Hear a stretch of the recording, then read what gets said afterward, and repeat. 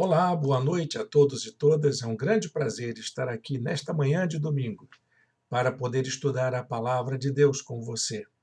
Quero dar as boas-vindas a você que nos acompanha, você que está conosco. Essa é uma oportunidade boa da gente se aproximar, da gente se conhecer, saber um pouco mais sobre a nossa igreja, saber um pouco mais sobre você. E espero que isso venha fazer bem para a sua vida. E porque isso para nós faz muito bem para a gente, porque é a nossa missão, é a maneira como a gente lida com os valores do reino de Deus, da fé cristã, que nós aprendemos a colocar em prática na nossa jornada. Nós estamos estudando a palavra de Deus no livro de Salmos. Hoje já é a nossa quarta aula e nós estamos seguindo o roteiro proposto pelo escritor, pensador, filósofo e teólogo, por que não dizer assim, e também grande literato, né, inglês, C.S. Lewis. E para nós é um privilégio poder fazer esse acompanhamento. E essas aulas estão sendo gravadas, estão disponíveis aí no nosso canal do YouTube. Você pode acessar e fazer bom uso desse material que nós estamos disponibilizando. Também temos uma apostila que você pode baixar. Ela está sendo construída gradativamente. Então, nós estamos seguindo, já até o capítulo da próxima aula já está lá. Tem o capítulo de hoje e também o capítulo da próxima aula, para você ir estudando previamente e vir conversar conosco no próximo domingo também. Antes da gente passar para a nossa aula propriamente dita, quero dizer para vocês que neste domingo de carnaval, nossa igreja não terá atividades presenciais. Nós faremos nossa transmissão da mensagem através deste canal do YouTube. Eu convido você a acompanhar a mensagem. A transmissão será feita às 18 horas. Ok? Então, você é o nosso convidado. Compartilhe com seus amigos, com seus familiares, para assistir a mensagem da nossa série que fala sobre a felicidade segundo Jesus.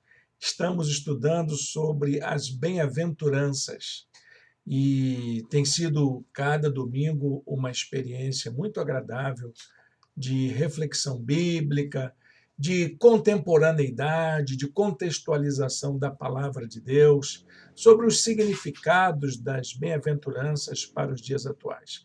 Convido você a ouvir a nossa mensagem logo mais às 18 horas no nosso canal. Também, meus irmãos, minhas irmãs, nós estamos em plena campanha contra a pandemia. A pandemia não acabou, viu, meus irmãos? Viu, minhas irmãs? Não acabou. Ainda há vítimas, ainda há casos de contágio acontecendo.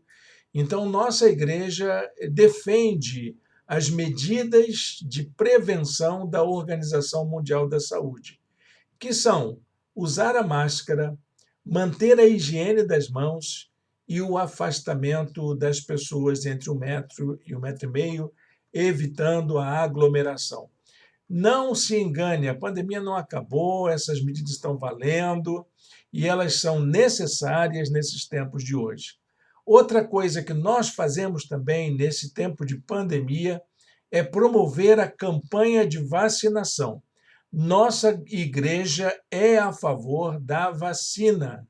Então, se você não se vacinou, eu aconselho você a fazer isso o mais rápido possível para a sua saúde pessoal e também para a segurança da sua família. Então, vá se vacinar. Tem a primeira e a segunda dose e ainda tem a dose de reforço. A vacina está sendo ministrada a pessoas a partir de 5 anos de idade. Não deixe de se vacinar, ok? Esse é o nosso apelo para que todos e todas possam se vacinar. Muito bem, essas são as nossas palavras de orientação. Agora podemos já colocar aqui a nossa apresentação, como nós fazemos sempre em nossos estudos, em nossas mensagens, elas sempre são acompanhadas tanto de um texto escrito quanto de uma apresentação em data show. Como nós estamos na internet, ela está aqui do lado da gente para a gente poder acompanhar, tá bom, gente? Então vamos lá. Estudo no livro de Salmos, ou lendo Salmos com C.S. Lewis, como nós temos chamado carinhosamente essa série de estudos. E eu acho muito importante que C.S. Lewis tenha deixado para a gente uma obra-prima como essa. É um livro pequeno, ele está aqui, ó, você pode dar uma olhadinha. A gente adquiriu uma certa época para que a nossa igreja, na escola bíblica dominical, pudesse estudar. E você pode adquirir ele da editora Ultimato e está disponível para venda na internet. Pode adquirir esse material, tá bem?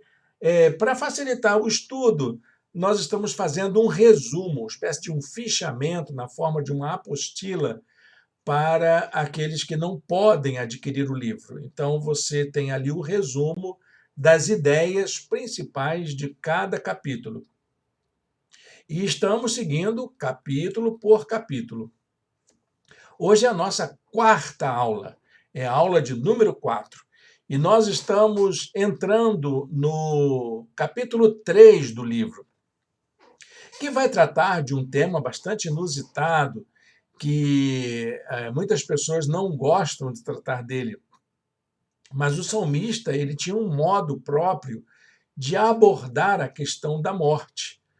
E C.S. Lewis dedica um capítulo especial para analisar como que os poetas que escreveram os Salmos, eles registravam suas emoções, suas percepções sobre a morte. Então, vamos nesta aventura. Eu separei aqui uma frase de C.S. Lewis para inspirar a gente nesse começo de conversa e você vai entender onde que a gente vai chegar com este assunto. Ele diz assim: parece bem claro que na maior parte do Antigo Testamento há pouca ou nenhuma crença em uma vida futura, vida após a morte, né? Certamente nenhuma crença que tenha qualquer importância religiosa. Essa informação é muito importante, porque essa coisa da gente falar de céu, da gente falar de vida após a morte, elas são palavras que vêm do cristianismo. Toda a crença que existe sobre a vida após a morte, elas são produzidas a partir desse diálogo cristão. Então, o Salmo ele é anterior ao cristianismo. E o Antigo Testamento, de um modo geral, não tinha uma ideia muito clara sobre o que é a vida após a morte. Isso vai acontecer, meus irmãos, minhas irmãs, depois lá do cativeiro babilônico, que os babilônicos, sim, tinham algumas crenças na vida após a morte. Os hebreus não desenvolveram essa crença. E aí, então, Jesus encontra uma comunidade judaica que tinha algumas crenças em fantasma, em assombração, e até mesmo sobre experiências de vida no céu. E aí a gente tem que parar um pouquinho para analisar depois sobre como Jesus lida com essa diferença. Mas o salmista não está preocupado com isso. Eu deixei também um versículo dos Salmos para inspirar a gente. A gente está vendo que o C.S. Lewis, né, ele não tá preocupado com a vida após a morte, não. Ele está preocupado como que o salmista lida com a morte, como finitude, como encerramento da nossa jornada aqui. Não com o que vai acontecer depois da morte. O Salmo 49, versos 7 e 8, diz assim: homem algum pode redimir seu irmão ou pagar a Deus o preço da sua vida, pois o resgate de uma vida não tem preço, não há pagamento que o livre. Aquelas ideias, né, que muita gente fala assim: ah, não, vamos rezar, vamos acender uma vela, vamos fazer uma novena, vamos fazer uma prece em favor da alma do que faleceu. O salmista diz: isso não vale nada. Olha, você não vai conseguir fazer isso, porque a vida ela encerra com a morte. A morte é o fim da vida. Mas pastor Irênio, como é que fica a questão da alma, etc. Bom, isso aí a gente tem que ver no cristianismo, não no livro de Salmos. O livro de Salmos não nos ajuda quanto a isso. Bom, e eu também não vou lidar com este assunto nessa lição. Eu acho que um dia a gente pode até falar sobre isso. Isso é um tema mais escatológico, né? Dessa escatologia realizada, sobre as nossas esperanças futuras, sobre para onde estamos caminhando. Tem a ver com as promessas divinas através da mensagem de Jesus, mas não no livro de Salmos. Então, nós vamos nos dedicar ao livro de Salmos, tá bom? Não vamos extrapolar a essa configuração. Então, quando o salmista vai falar sobre a morte, a questão que vem à mente para ele é a respeito do valor da vida humana.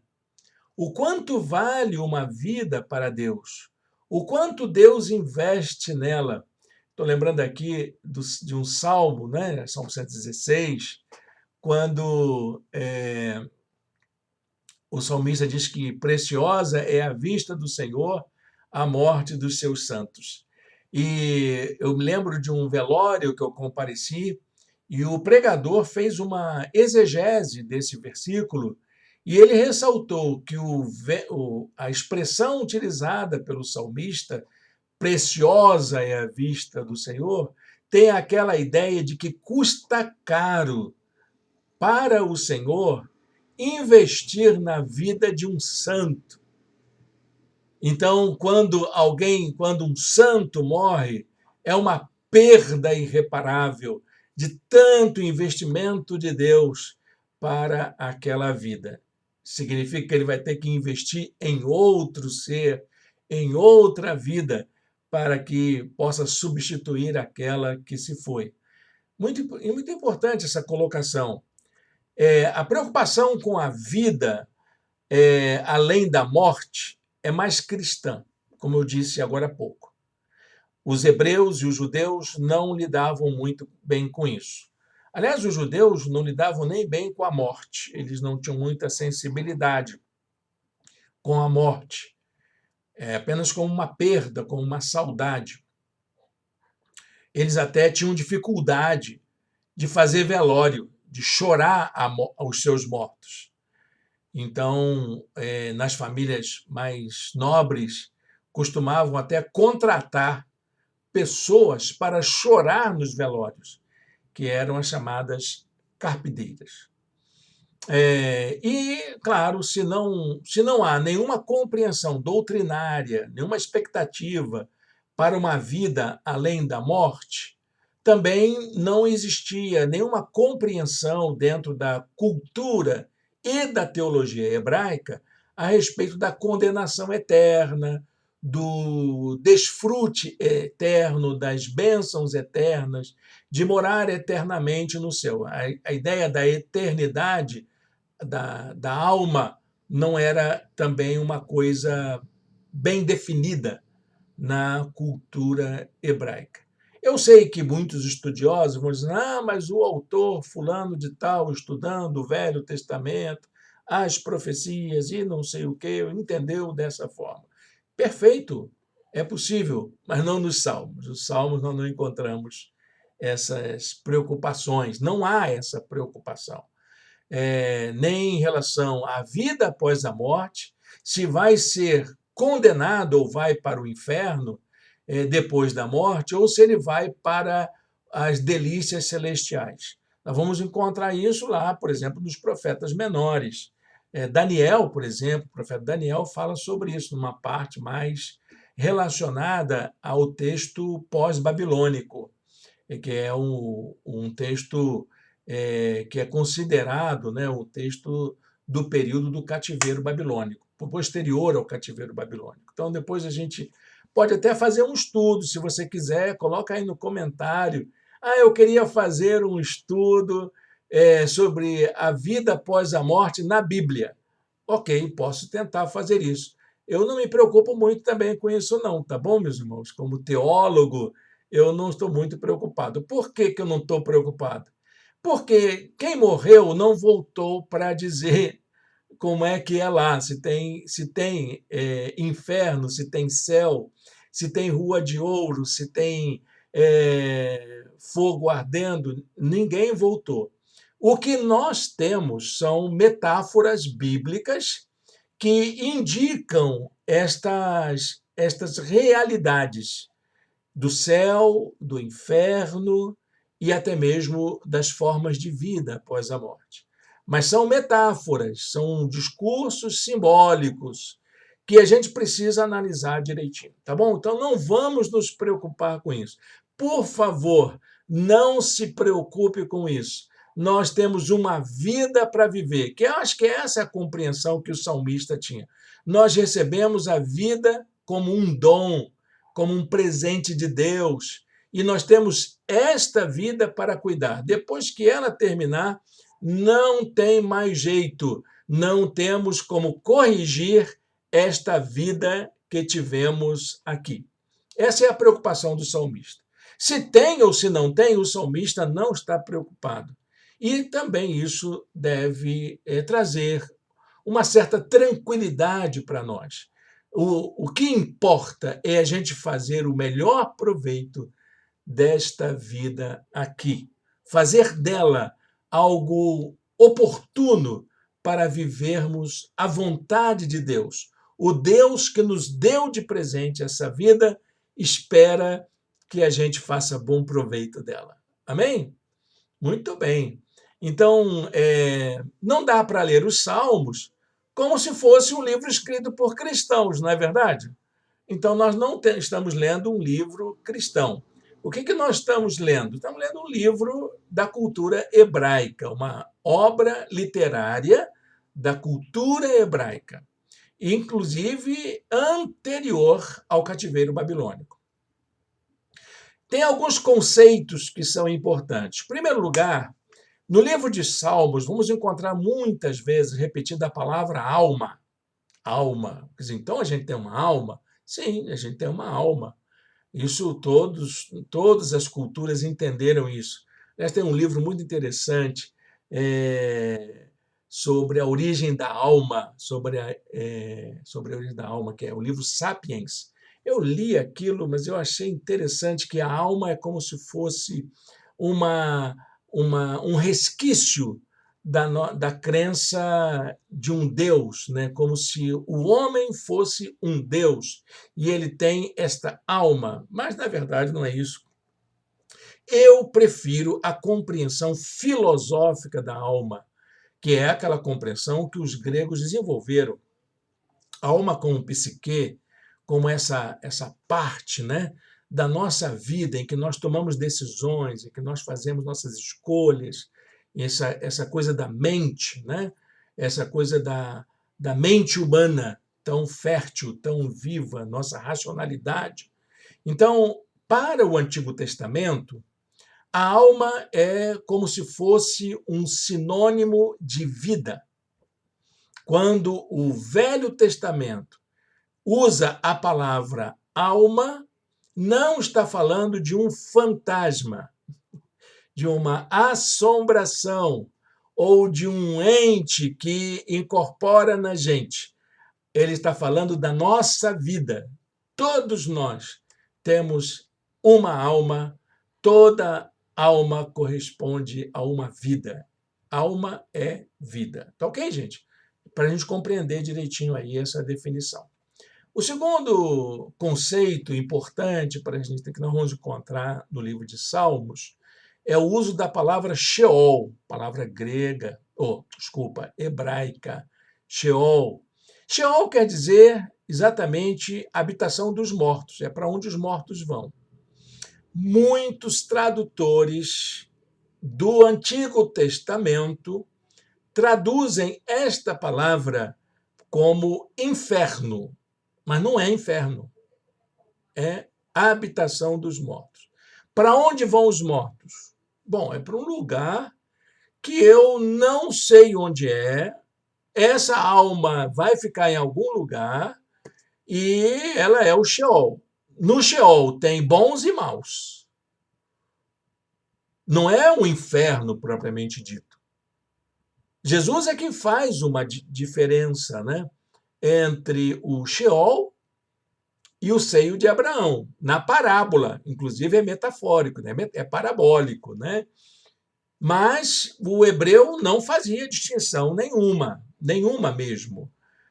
O Sheol era o lugar para onde iam todos os mortos. Tá ok? Não é inferno. Bem lembrar a gente aí. Para onde a gente vai quando a gente morre? Vai para o Sheol, segundo o salmista. Mas, embora eles tenham essa definição, né, sobre a habitação dos mortos, eles têm muito claro a ideia de que Deus habita os céus.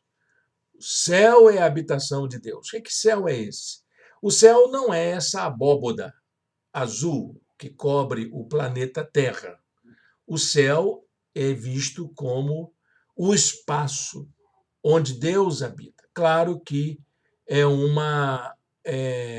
uso, né, metonímico de uma palavra que designa um fenômeno da natureza, que é o céu, para descrever a imensidão do espaço onde Deus habita. Assim como essa abóboda azul celeste que cobre a terra é infinita, assim também é a habitação de Deus. Eles não tinham a mesma compreensão da atmosfera e nem do espaço sideral como a ciência nos ajuda a ter. E eles imaginavam, né, os hebreus imaginavam que além desta abóboda celeste que cobre a terra, deveria haver muito mais coisa, porque é lá que é a casa de Deus. E eu fico imaginando como que os judeus, depois de descobertas as realidades do espaço sideral, do universo, como que eles imaginaram aí a grandeza de Deus. Esse Deus é muito maior do que a gente sempre imaginou. Então, é um conceito importante que você vai encontrar no livro de Salmos. E uma outra conceituação importante é de que não existe no Antigo Testamento nenhuma referência ao estado futuro, a vida além da morte. Não existe, tá bom, gente? Fiquem tranquilos, Velho Testamento não é melhor referência para a gente fazer isso. Uma cena muito curiosa é sobre a situação de Saul, né? Que ele ficou apavorado, queria saber o que ele podia fazer, desorientado, o que ele podia fazer com o governo dele, com a vida dele. E ele então procura uma encantadora de serpente, uma pitonisa. E essa pitonisa, segundo alguns, tinha contato com os mortos.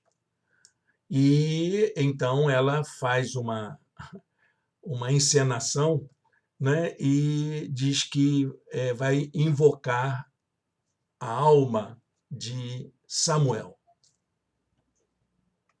E aí aparece o Samuel na história.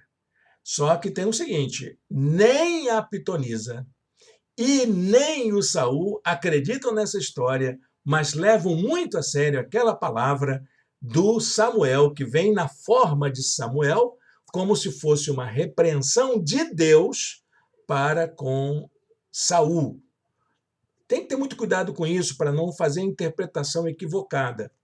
Não há garantias de que aquela figura que apareceu fosse exatamente de Samuel, não há garantias nenhuma de que Samuel veio dos mortos para falar com os vivos.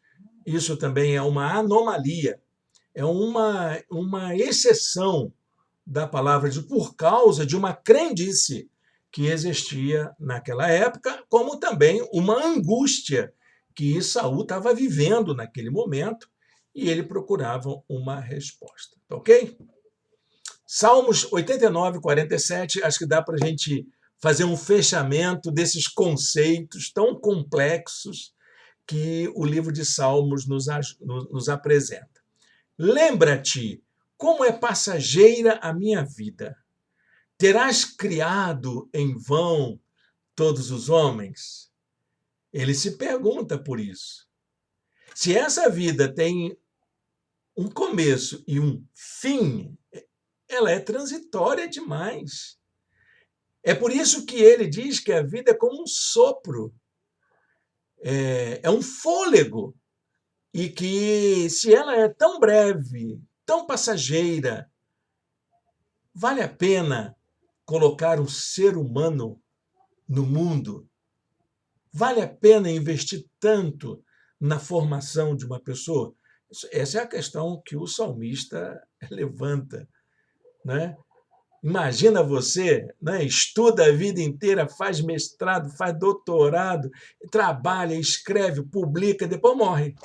Aí disse, meu Deus, valeu a pena isso? Você não vai desfrutar de nada.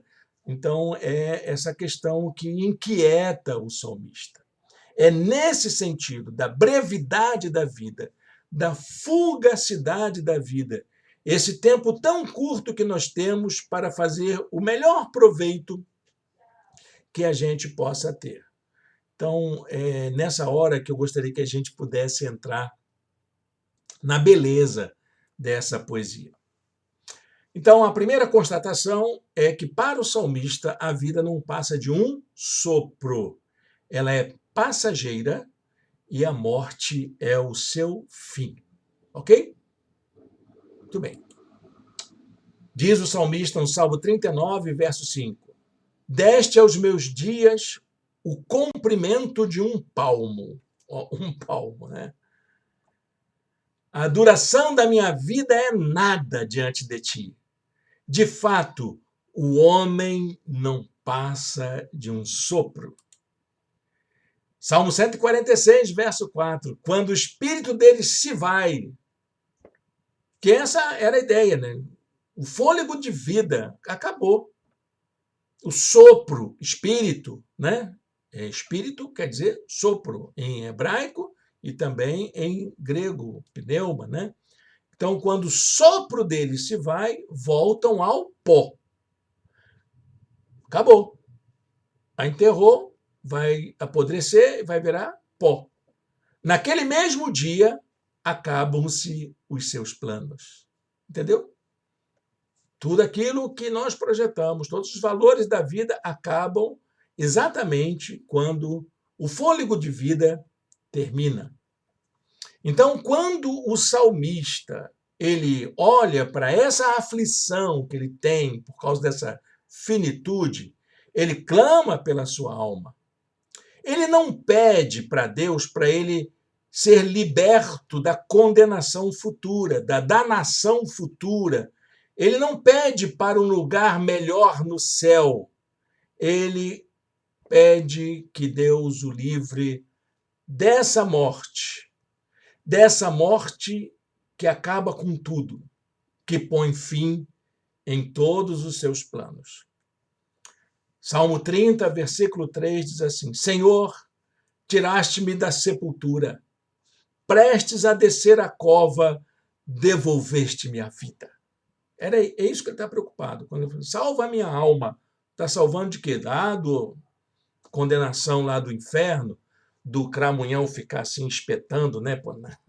A pessoa não está preocupado com isso. Ele não estava preocupado com isso. Ele estava preocupado em descer à sepultura e não ver realizados os seus sonhos, ver os seus filhos se casando, ver os seus netos, ver a prosperidade da sua casa. Era isso que ele tinha medo. Ele tinha medo de perder a alegria de ver a vida florescer à sua volta.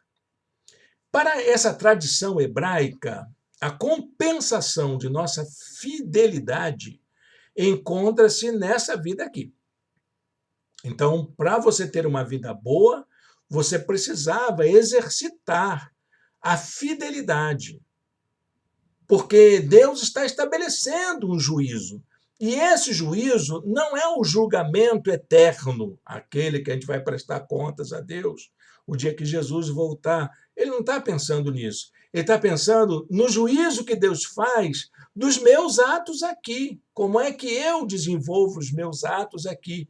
E como eu faço jus às bênçãos divinas para a minha vida aqui, para a vida dos meus filhos, para a vida da minha família, para os meus negócios, as coisas que abençoam a minha vida.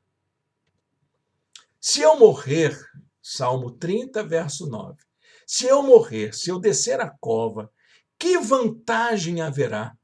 Acaso o pó te louvará? Proclamará a tua fidelidade? Acabou, acabou. Então eu tenho que mostrar que eu sou fiel aqui. Então me ajuda a ser fiel enquanto eu estou vivo. A quem tenho eu nos céus, senão a ti? E na terra nada mais desejo, além de estar junto a ti.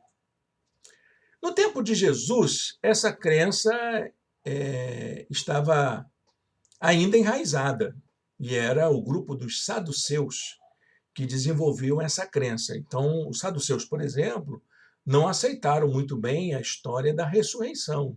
Eles não aceitavam, eles não compreendiam, porque eles entendiam, de acordo com essa tradição hebraica, que a vida acabava com a morte. Então não tem como ela voltar. É a dúvida de Nicodemos, né? Como é que eu vou nascer de novo? Eu vou ter que morrer, entrar de novo na barriga da minha mãe? Então eles não tinham muita compreensão clara a respeito disso.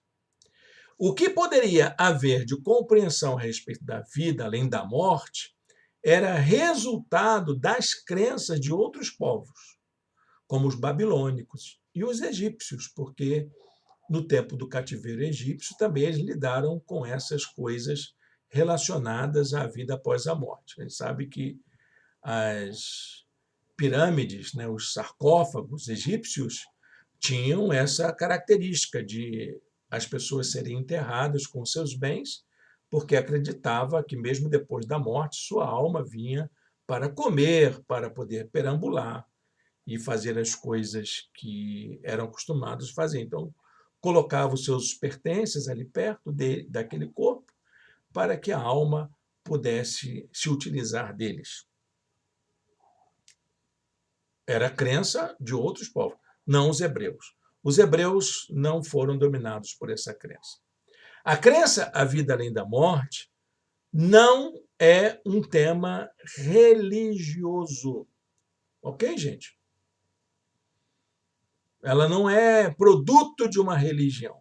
Ela é resultado dessa preocupação humana sobre o que eu faço depois disso, o que vai ser legado a mim. Aliás, na filosofia tem um discurso muito interessante de Sócrates, né? No dia do cumprimento da sentença, que ele tinha que tomar um veneno lá, e ele tem que fazer, então, uma despedida dos seus discípulos. E ele faz um discurso fantástico sobre a vida depois da morte. É muito interessante, porque ele vai falar de que, embora a gente possa morrer, o nosso legado continua. As lembranças, o que nós fizemos de bom nesta vida permanece.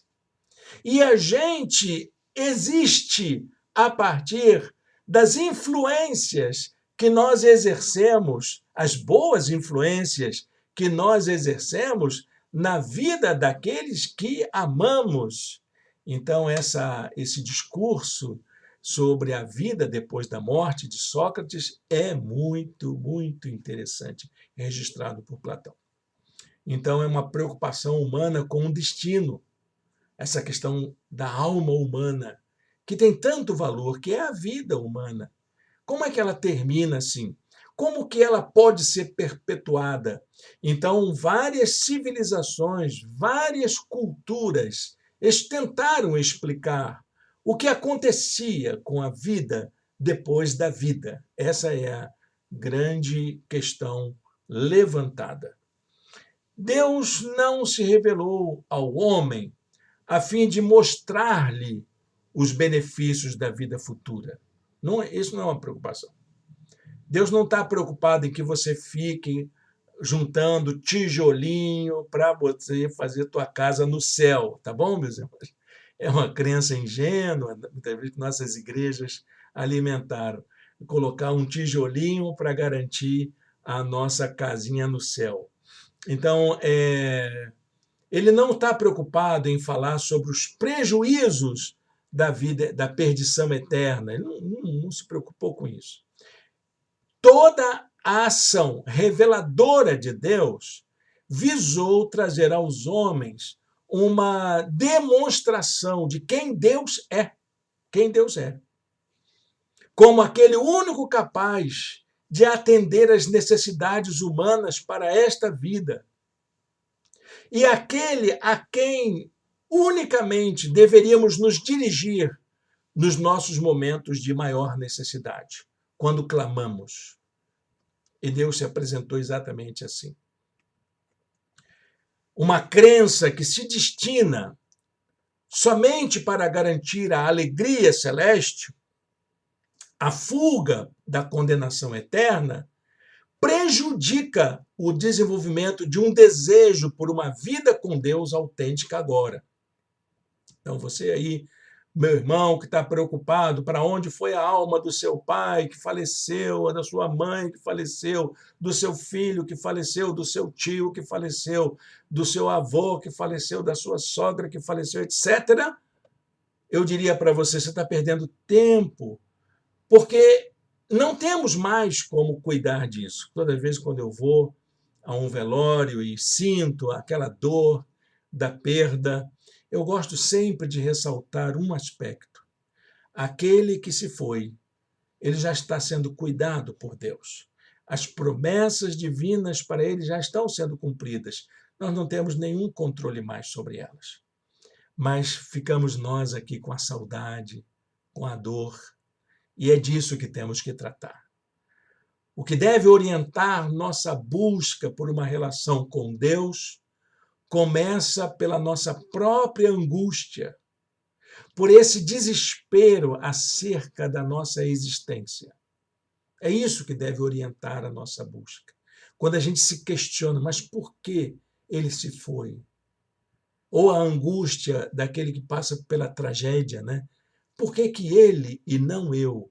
Por que eu fiquei para poder contar essa história? E é isso que nos leva a suspirar por Deus. Salmo 42, versos 1 e 2. Como a corça anseia por águas correntes, a minha alma anseia por ti, ó Deus. A minha alma tem sede de Deus, do Deus vivo. Quando poderei entrar para apresentar-me a Deus? Olha que questão importante, né? É isso que ele está preocupado, o salmista está preocupado com isso. E isso deve preocupar a nossa vida também. C.S. Lewis diz assim: os que amam a Deus desejarão não somente desfrutar dele, mas desfrutar para sempre, e temerão perdê-lo. E é por essa porta que podem entrar a esperança verdadeiramente religiosa do céu e o temor do inferno, como corolários de uma fé já centralizada em Deus. Nesse momento é que a gente vai ter a certeza. Quando eu olho para mim mesmo e digo para mim mesmo, será que eu mereço? Será que eu fiz por onde merecer? Será que eu fiz a minha vida valer a pena? Claro que essa questão de mérito dentro do cristianismo tem que ser repensada. E até dentro da fé hebraica, judaica, ela precisa ser repensada, porque a palavra de Deus não lida muito com méritos. Mas essa angústia humana, ela tem que fazer por onde. A gente sempre visa fazer algo para que a nossa vida valha a pena. Né? Vale a pena. Valeu a pena o Senhor investir em mim? Valeu a pena eu ser atendido por Deus nos meus clamores, ter a minha oração atendida? Valeu a pena o Senhor ouvir a minha súplica e dar aquilo que eu mais pedia para Ele? Valeu a pena? Então, essas questões é que nos devem remeter a essa pergunta. A crença no gozo ou na condenação futura, sem uma relação com Deus no presente, se torna uma crença compensatória, como num filme triste que termina bem, mas também pode se tornar uma causa de muitas neuroses, de transtornos sociais, psiquiátricos, traumas na vida. Então eu fico nessa ansiedade e isso me adoece. Um forte exemplo disso são as ações dos fundamentalistas religiosos, como foi um caso aqui, se não me engano, na década de 70, 1970, com Jim Jones. Lembra-se dele, que aqui no continente latino-americano, ele, o norte-americano, reuniu um grupo de seguidores e quando eles estavam numa cerimônia ali no acampamento deles na América Latina, no Suriname, se não me engano, ele orientou o suicídio coletivo. Isso é uma loucura. Isso é uma loucura. Então, mas é fruto dessa preocupação. Para onde eu vou? O que me espera nessa vida? A gente fica nessa angústia e a gente acaba tomando decisões desatinadas, desesperadas. Mas eu preciso entender que a vida que eu tenho é esta, é somente esta, e eu preciso fazer bom uso dela. C.S. Lewis diz também o seguinte: a maioria de nós descobre que a nossa crença na vida futura é forte somente quando Deus está no centro de nossos pensamentos. Por que isso? Por que você está preocupado com a sua vida futura? Porque você está pensando muito em Deus. Deus é uma questão que te incomoda. Não importa se você crê ou não crê, mas a presença de Deus te inquieta. Ela te desaloja. O que é isso? A existência de Deus, ela traz para a gente um incômodo e uma pergunta constante. Será? Será que existe mesmo? Será que ele é tudo isso que a palavra dele diz? Isso é o Nietzsche.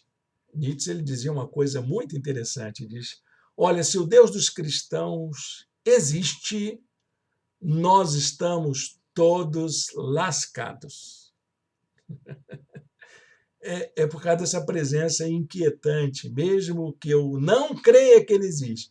Mas, se existir, eu estou encrencado nessa vida.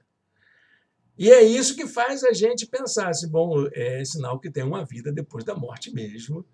Se Deus existe, tem vida depois da morte e a gente está ferrado se não viveu essa vida conforme ele mesmo gostaria que nós vivêssemos. Muitos de nossos discursos religiosos apelam para esse sentimento compensatório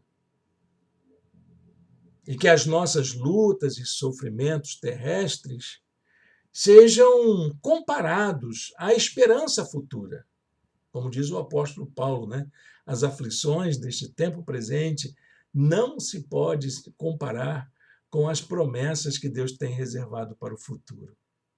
E há também aqueles discursos condenatórios da religião, né? Que visam causar medo, que procuram apresentar o inferno como um destino de horror, de tormenta, reservado para quem vive de forma negligente quanto aos propósitos divinos. Tem um sermão muito curioso do século XVIII, na Inglaterra e Estados Unidos, que foi pregado por Jonathan Edwards. era um grande evangelista, um avivalista, um pietista, né, em inglês, e ele pregou um sermão cujo título é Pecadores nas mãos de um Deus irado, baseado naquele texto de Hebreus, né? Horrenda coisa é cair nas mãos do Deus vivo. Eu não vejo nenhum trauma nessa palavra. Muito pelo contrário. Depende como você vai cair nas mãos do Deus vivo. Se ele vai estar assim para você, né, te amparando, com amor, ou se ele vai estar com a mão assim, pesando sobre você. Você que escolhe como é que Deus vai cuidar de você, como é que a mão de Deus vai ser para você, com a mão estendida para tirar você da aflição, não é uma coisa tão horrenda assim, né? Nem terrível, mas Jonathan Edwards fez um sermão que é considerado uma peça da literatura inglesa, de tão inflamado que é. Dizem, né, que as pessoas, quando ouviam esta mensagem, ficavam apavoradas ao ponto de ranger os dentes, de tanto medo. A religião tem essa característica de falar do inferno como se fosse um instrumento de temor, um instrumento de medo. Tem até um estudo muito interessante de um pesquisador, historiador francês chamado Jean Delimot, sobre a origem do medo. A origem do medo.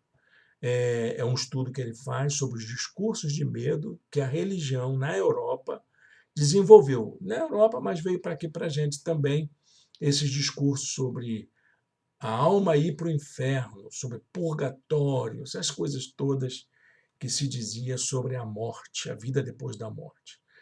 Mas são discursos medievais, não são discursos bíblicos, são discursos posteriores. E a intenção era causar uma comoção, a fim de que se tomasse uma decisão para orientar a vida, abandonar uma vida dissoluta, ter uma vida mais regrada, etc. Tinha lá a sua objetividade, mas isso não é o cuidado de Deus, não, tá bom, mesmo? É apenas uma estratégia. Estratégia religiosa, simplesmente de fazer causar medo. Olha, meus irmãos, eu não quero nenhum irmão, nenhuma irmã seguindo Jesus junto comigo porque tem medo de ir para o inferno. Não, nós temos um céu também esperando para nós. E ele está prometido para quem crê. O que nós precisamos fazer é fazer da nossa vida um instrumento de bênção para todos e todas, instrumento da graça de Deus neste mundo. Amém? Pode dizer amém comigo aí? Escreve aí no comentário. Amém, glória a Deus.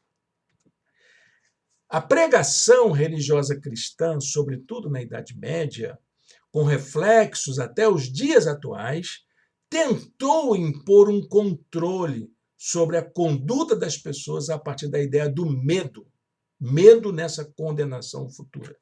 Medo na danação futura. E isso não tem nenhum cabimento dentro da teologia cristã. Toda a esperança do salmista estava no cuidado divino nesta vida aqui. Uma vez estava pregando num grupo de estudo e uma querida irmã me perguntou: Pastor Irênio, vai acontecer tudo isso que os pregadores dizem lá no futuro? Aí eu não sei, não tenho certeza não. A Bíblia diz que sim, mas eu não estou preocupado com isso não. Aí ela disse: eu também não, pastor. Eu gostaria mais de saber sobre as promessas de Deus para essa vida aqui. Amém. É o que eu estou preocupado também. Quais são, para o salmista, as promessas de Deus para essa vida aqui? Salmos 33, versos de 18 a 20, diz assim: Mas o Senhor protege aqueles que o temem, e os que firmam a esperança no seu amor, para livrá-los da morte e garantir-lhes vida, mesmo em tempos de fome. Nossa esperança está no Senhor, Ele é o nosso auxílio e a nossa proteção. Amém? C.S. Lewis, ele conta a sua experiência pessoal. Ele foi um comentador da guerra, né? Ele viveu em tempos difíceis, tempos muito difíceis. Então, ele conta nesse capítulo sua experiência de tentar desenvolver uma fé em Deus destituída de uma crença na vida futura. Senão, eu vou crer em Jesus, eu vou entregar minha vida a Jesus. Ele era ateu anteriormente, mas eu não vou me preocupar com esse negócio de para onde que eu vou depois que eu morrer. Então ele diz, pelo menos durante um ano eu não vou me preocupar com isso. Só assim C.S. Lewis pôde compreender como é possível crer em Deus em situações adversas, reconhecendo quem está ao seu lado nos momentos mais difíceis para o encorajar e o fortalecer. A esperança de paz e de bênçãos aqui pode nos remeter à crença no porvir e não o contrário. É uma inversão. Quando você entende que as bênçãos de Deus podem ser realizadas aqui, a justiça de Deus, a paz de Deus, o amor de Deus, o perdão de Deus podem ser experimentados aqui, o futuro ganha outro sentido, que é algo tão bom que você sabe que Deus não vai permitir que isso jamais acabe. É bênção para a eternidade. Então, não se pode confundir essa esperança com uma expectativa de resultados, de prosperidade, de ganhos, né? Isso não é a mesma coisa. C.S. Lewis identifica que essa crença judaica foi, de certo modo, frustrada, pois as muitas derrotas que os judeus sofreram ao longo de sua história demonstram que essa não é a melhor forma de crer em Deus. Crer que Deus vai suprir tudo, vai te dar um cartão de crédito, né, ilimitado nessa vida aqui. Também é outra ingenuidade. Essa forma de crer que é proposta sobre a bênção de Deus para a nossa vida feliz aqui, justa, pacífica aqui, deve visar aperfeiçoar a nossa experiência com Deus. Para encerrar a nossa leitura do livro de Salmos com C.S. Lewis, anote aí Salmos 37, versos 3 a 5, diz assim: confie no Senhor e faça o bem. Assim você habitará na terra e desfrutará segurança. Deleite-se no Senhor e Ele atenderá aos desejos do seu coração. Entrega o teu caminho ao Senhor, confie nele e Ele agirá. Amém? Feche seus olhos, vamos orar ao Senhor. Senhor, obrigado pelas tuas bênçãos divinas, pelas tuas bênçãos maravilhosas, pela tua graça infinita, pelo teu amor, pelo privilégio de termos uma vida aqui que pode agradar ao Senhor, que tem espaço para o Senhor realizar a tua vontade nela. Nós a entregamos ao Senhor e nós pedimos que o Senhor nos fortaleça, que o Senhor nos ajude, que o Senhor faça com que a gente faça bom uso desse tempo que o Senhor nos tem dado. E quando chegar o fim, nós possamos entender que valeu a pena confiar no Senhor. Nós te oramos em nome de Jesus. Amém e amém. Amém, meu irmão, minha irmã. Muito obrigado por estar aqui conosco neste momento. Muito obrigado pela sua parceria, pela sua companhia. Um bom feriado para você. Estamos em pleno feriado. E que você aproveite esse tempo para refletir sobre a sua própria vida. Logo mais, nós teremos a transmissão da mensagem às 18 horas aqui pelo canal do YouTube. Convido você para estar conosco. Até logo mais, então. Deus o abençoe.